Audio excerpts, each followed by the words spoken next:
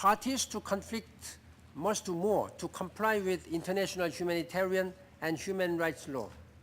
All violations require our attention and action, but some demand particular scrutiny. Among them, the growing use of explosive weapons in populated areas. Welcome the presence of the Secretary-General. There is an urgent need for a more systematic engagement with the non-state armed groups.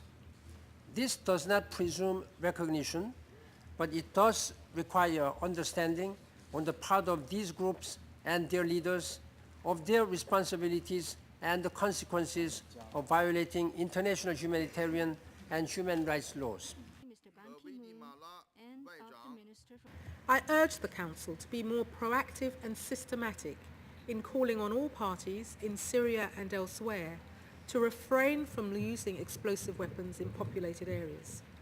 The Council might also consider more robust actions, such as the imposition of targeted measures against the leadership of parties that use explosive weapons in violation of applicable international law. Foreign Affairs of Guatemala.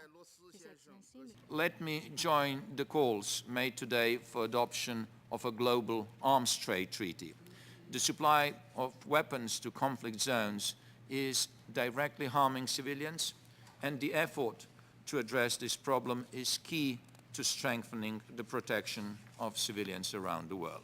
Harold Caballeros. I'm seriously concerned by the reported deaths and injuries of civilians resulting from counter-terrorism operations carried out in Yemen, but also in Pakistan and Somalia. Many of these casualties have resulted from the use of armed drones.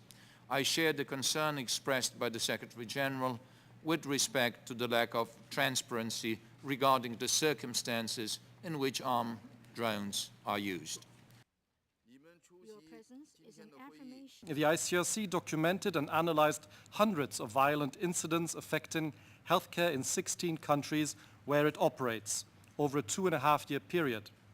The results of the study, published at the end of last year, show that while the number of recorded incidents is striking, these represent only the tip of the iceberg.